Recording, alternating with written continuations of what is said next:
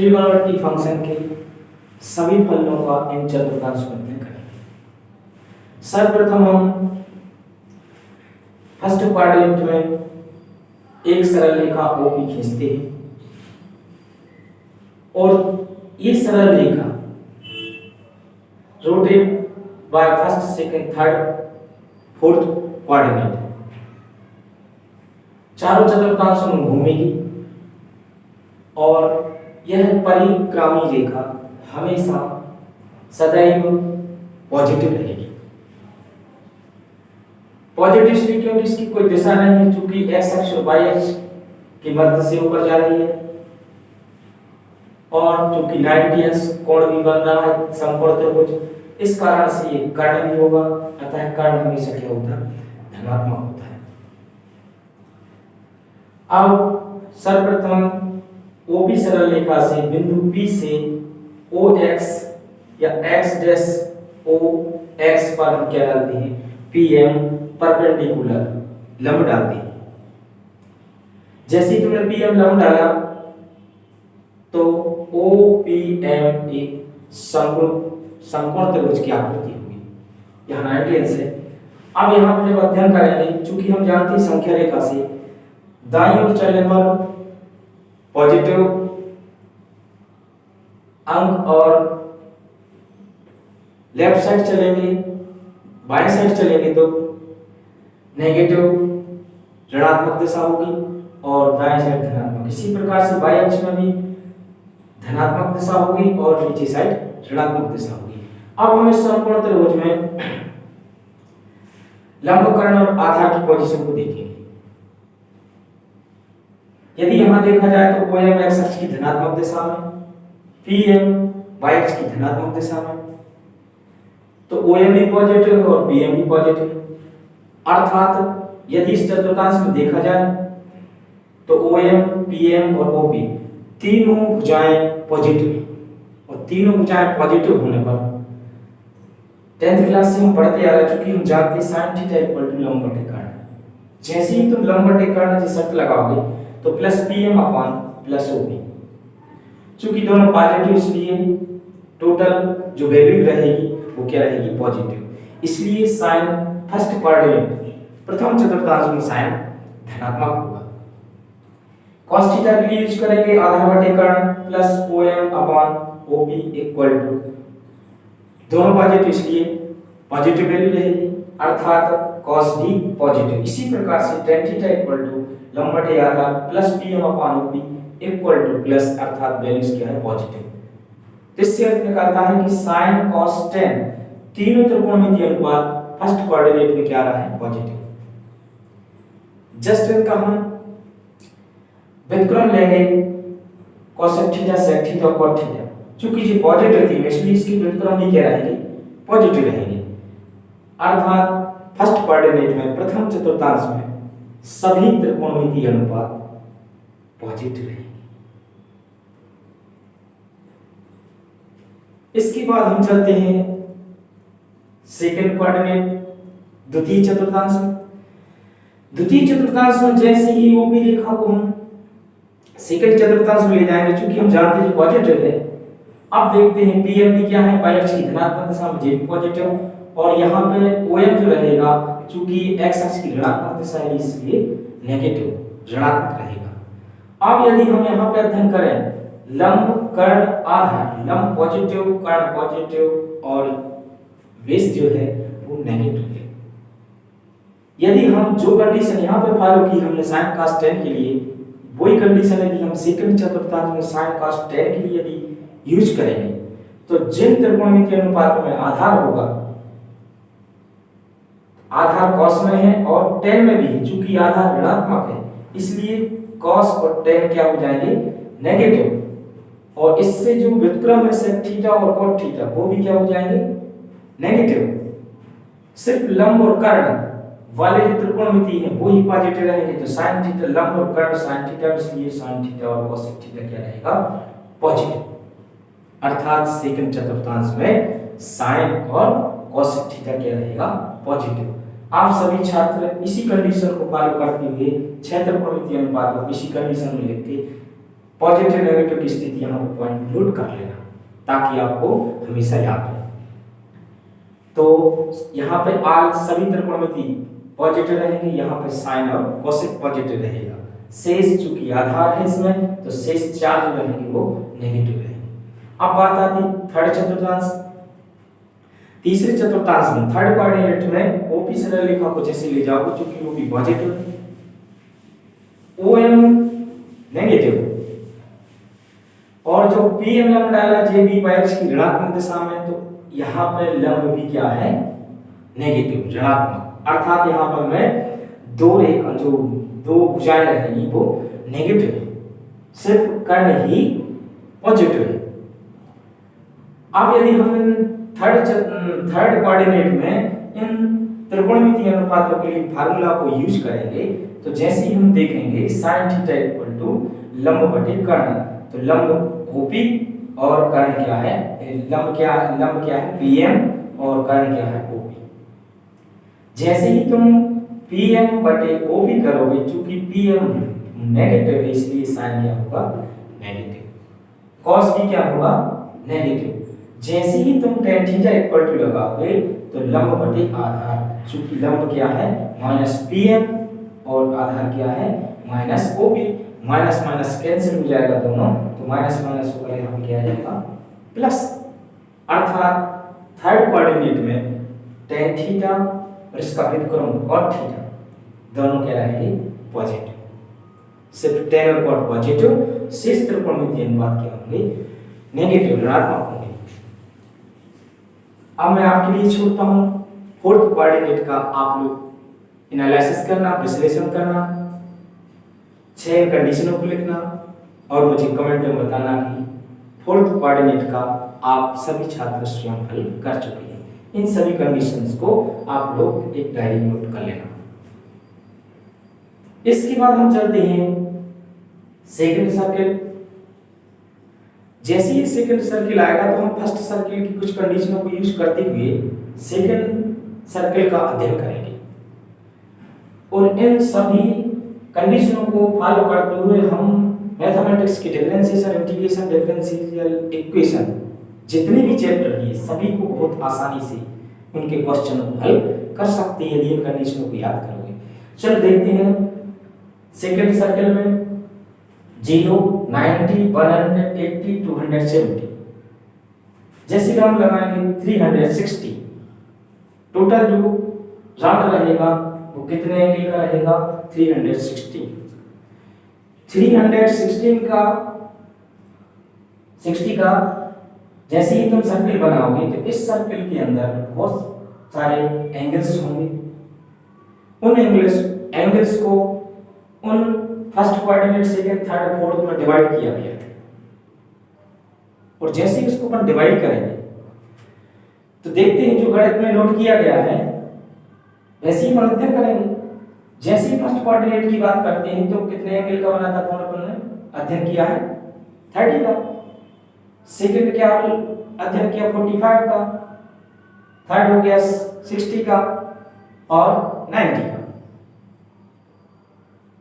अधिकतम गणित में इन्हीं त्रिकोणमितीय अनुपातों के अंशों को सीखा है और इसी से हल किया। इसके बाद यदि देखा जाए तो हम यहां से लेकर प्रत्येक अंश की पोजीशन, चूंकि हम जानते हैं कि इस चतुर्थांश में यदि देखा जाए तो 1 अंश से लगा के 1 अंश, 2 अंश, 3 अंश, dash dash up to dash dash 90 अंश, एक अंश में भी डिवाइड कर सकते हैं। एक अंश को भी हम कला और विकला के अंतर्गत जो शास्त्रिक पद्धति होती है, शास्त्रिक पद्धति के अंतर्गत हम उसमें डिवाइड किया गया है। चूंकि हम यहाँ पर यूनिट सर्किल वृत्तीय पद्धति के अंतर्गत अध्ययन करते हैं तो वृत्तीय पद्धति में 30, 45, 60, 90 की कंडीशन का अध्ययन करते हैं। कहीं शास्त्रिक पद्धति यदि आ जाती है तो वहाँ एक अंश से डिवाइड किया और 90 तक गया। तो आप देखते हम यूनिट सर्किल में ही, फिर बाद में शास्त्रिक पद्धति देखेंगे तो यहाँ पे 30, 45, 60 के अंतर से डिवाइड किया गया है।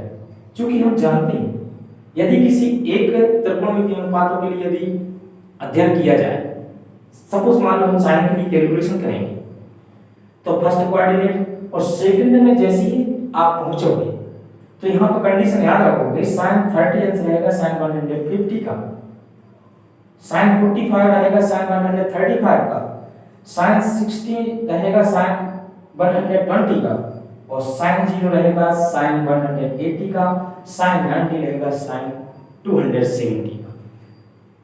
इसकी इक्वल वैल्यूज रहेगी और वो हम यहां से निकाल सकते हैं थर्ड सर्कल से कि sin 90 प्लस थीटा, तो sin 90 प्लस थीटा कितना अंश यहां से डिवाइड किया है 30 अंश, तो sin में जैसे 90 में 30 जोड़ेंगे तो कितना आएगा 120। तो इस कंडीशन को भी हम सीख जाएंगे कि sin pi by 2 plus theta equal to cos theta.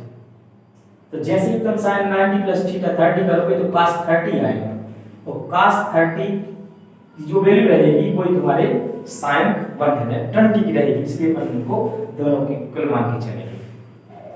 इसी प्रकार से 135 150 180। अब तुम्हारे लिए किसी एक त्रिकोणमिति का यहाँ पे यदि अध्ययन करना है तो फर्स्ट सर्किल को भी माइंड में रखते हुए कैलकुलेशन करेंगे। जैसे ही तुम sin 0 की वैल्यू ज्ञात करोगे तो sin 0 0, sin 30 की वैल्यू क्या होती है 1/2, और sin 45 का 1/√2, और sin 60 का रहेगा √3/2, और sin 90 का रहेगा 1। चूंकि यहाँ हमने कंडीशन लिखा है जो 30 का रहेगा 150 का, अब sin 60 का वैल्यूज उठा के कहाँ पे रखेंगे 120 पर। तो जैसे ही sin 120 की वैल्यू ज्ञात करेंगे तो क्या रहेगी sin √3/2, और 135 की रहेगी 45 के बराबर अर्थात 1/√2। यहाँ पर रहेगा 30 के इक्वल, तो यहाँ रहेगा 1/2। जो sin 0 वैल्यू रहेगी वो sin 180 की रहेगी। जो कंडीशन यहाँ पर फॉलो होगी वो प्रत्येक कंडीशन में हम इस सरल रेखाओं को खींचते हुए भी फॉलो कर सकते हैं, माइंड में रख सकते हैं। तो यहाँ से हमने साइन का अध्ययन किया, और चूंकि साइन की सभी वैल्यूज फर्स्ट और सेकंड में पॉजिटिव। इसी प्रकार हम कोसेक को भी राउंड लगाएंगे, कोसेक 30 लिखेंगे 2, कोसेक 45 लिखेंगे √2, कोसेक 60 लिखेंगे 2/√3, कोसेक 120 का 2/√3, कोसेक 135 का √2, और कोसेक 150 का 2, और कोसेक 180 का 1/0 लिखते हैं, sin 0 0, sin 180 0, तो cosec theta equal to 1/sin 180। तो यहाँ पे कोसेक की वैल्यू होगी इनफिनाइट, अनंत।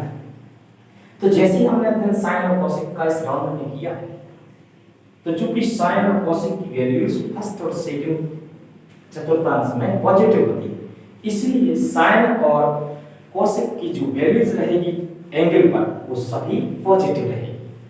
इसी प्रकार से यदि हम किसी एक कोसेक की बात करते हैं, जैसे ही तुम कोसेक का यहाँ पर अध्ययन करोगे तो कोसेक 0 की वैल्यू क्या होती है 1। कोसेक 30 की बात करेंगे तो हो जाएगा √3/2, और कोसेक 45 का लेंगे 1/√2, cos 60 का लिखेंगे। देखते अपन इसी कंडीशन को फॉलो करते हुए हम cos थीटा की वैल्यूज को अध्ययन करेंगे। cos 0 की वैल्यू 1, cos 30 का √3/2, cos 45 का रहेगा 1/√2, cos 60 का रहेगा 1/2, और cos 90 का रहेगा 0। कोसेक का अध्ययन कर लिया, cos का अध्ययन कर लिया। cos का फर्स्ट सर्कल में सभी वैल्यूज पॉजिटिव होती है, क्योंकि हम यहाँ फर्स्ट सर्कल से अध्ययन करते हुए आए। जैसे ही तुम सेकंड में पहुंचोगे, क्योंकि हम जानते हैं सेकंड सर्कल में cos क्या होता है, cos होगा तुम्हारा ऋणात्मक, और sec भी क्या होगा ऋणात्मक, और tan भी ऋणात्मक, और cot भी ऋणात्मक। चार सेकंड चतुर्थांश में sin कोसेक पॉजिटिव शेष नेगेटिव, इसलिए जो वैल्यूज यहाँ पर कंडीशन फॉलो करेंगे तो cos sec tan और cot की सभी की वैल्यूज क्या होगी नेगेटिव। तो हम cos 120 की बात करते हैं तो जो 60 के बराबर रहेगा अर्थात 1/2, तो cos 120 का माइनस 1/2, cos 135 का भी माइनस 1/√2, cos 5/6 की वैल्यू निकालेंगे 30 अंश से, तो यहाँ पर रहेगा माइनस √3/2, cos 0 की वैल्यू 1, तो cos 180 की माइनस 1। तो सेकंड चतुर्थांश का आप सभी छात्रों को समझ आ गया होगा कि फर्स्ट और सेकंड की कंडीशन में कैसे वैल्यूज रखना है। आप इसी प्रकार से tan की कंडीशन को फॉलो करके लिख लेना, cot का लिख लेना, sec का और cosec का, सभी की वैल्यूज को एक सारणी अंतर्गत पूरा कैलकुलेशन आपके माइंड में एक ग्राफ बन जाएगा। जैसे ही तुम फर्स्ट का अध्ययन करोगे तो फर्स्ट की कंडीशन को सेकंड जस्ट उठाया हमने और किस एंगल को रखा है इस कंडीशन को यहाँ पे एक बार नोट कर लो, तो फर्स्ट और सेकंड दोनों।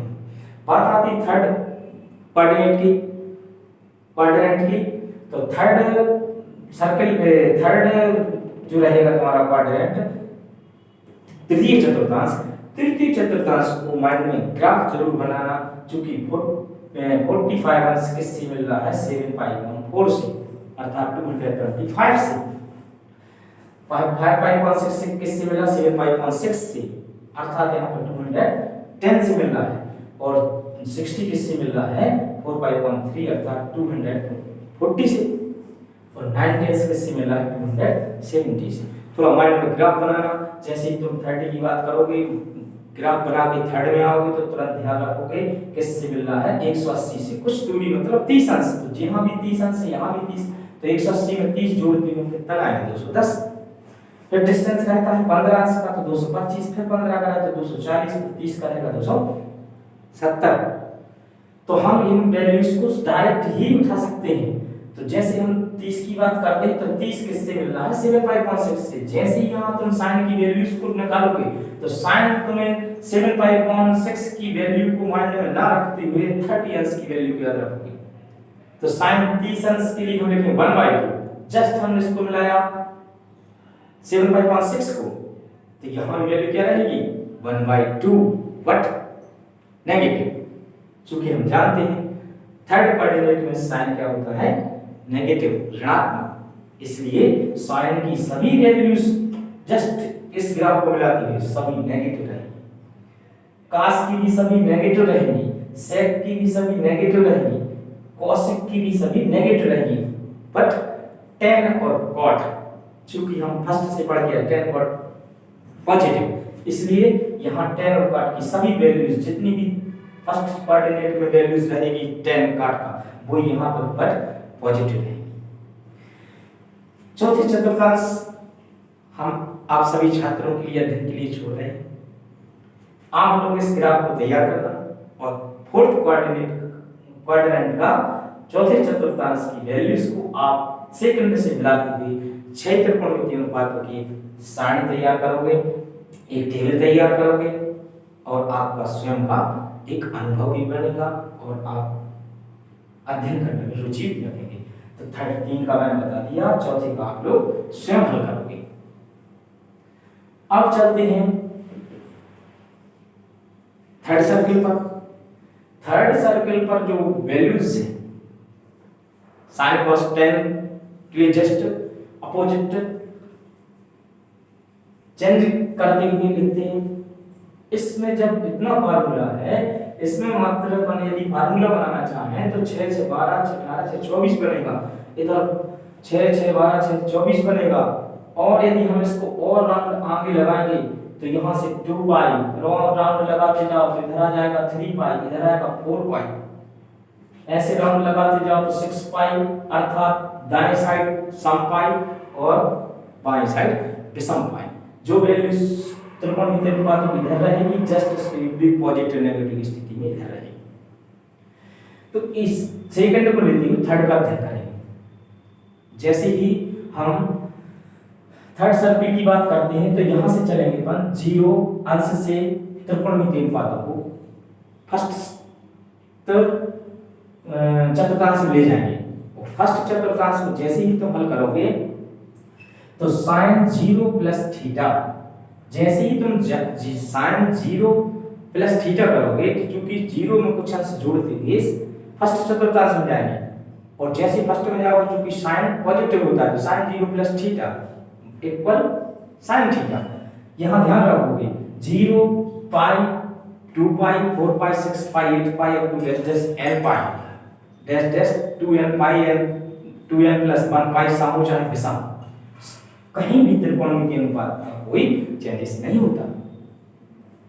सिर्फ पाई बाय 2 और 3 पाई बाय 2 इन दोनों कंडीशनों में त्रिकोणमिति अनुपात चेंज होती है, उनकी वैल्यूज चेंज होती है, हम यहाँ पढ़ के आए। जैसे इसको अपन चेंज कर दिए तो इधर चेंज होगा, तो साइन का अपन 0 जोड़ के कर दिया, cos sec tan cos 6 त्रिकोणमिति अनुपात को 0 प्लस थीटा करोगे फर्स्ट में जाएंगे सभी पॉजिटिव रहेंगे। इधर से हम 2 पाई की बात कर लें, जैसे ही तुम 2 पाई प्लस थीटा 360 में भी जोड़ोगे तो भी फर्स्ट में जाओगे। जैसे ही तुम फर्स्ट में जाओगे sine 2 pi plus theta equal to sine theta, tan 2 pi plus theta equal to tan theta, cot 2 pi plus theta equal to cot theta, अर्थात सभी त्रिकोणमिति अनुपात फर्स्ट कोऑर्डिनेट में क्वाड्रेंट में चतुर्थांश में सभी क्या रहेंगे positive.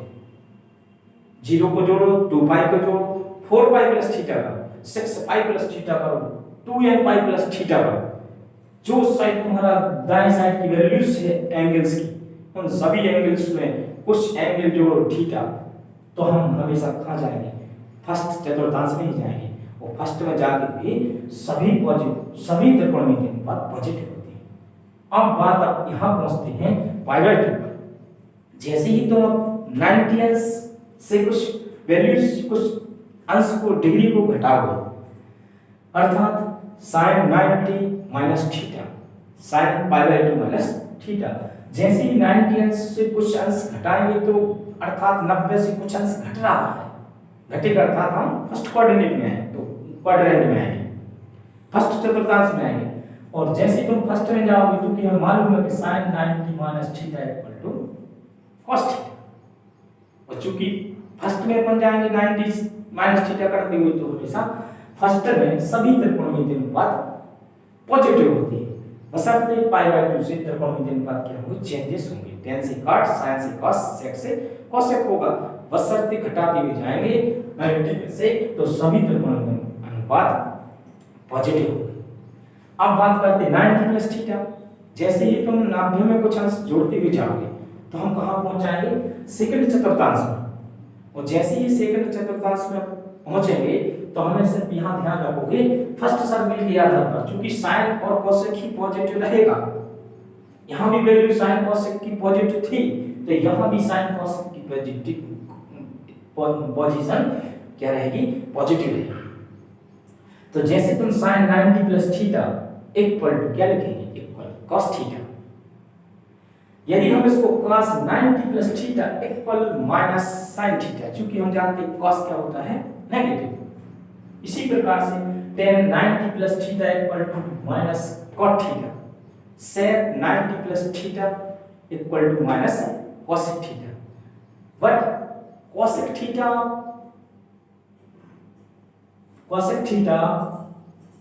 cosec pi by 2 plus theta cosec pi by 2 plus theta equal to plus sec theta. जैसे ही तुम 90 से इस चतुर्थांश में आएंगे, 90 में कुछ जोड़ते हुए आ रहा है, लेकिन ध्यान रखोगे त्रिकोणमिति अनुपात चेंज होगा तो साइन और कोसेक की जो वैल्यूज आएगी वो पॉजिटिव, शेष त्रिकोणमिति अनुपात की नेगेटिव।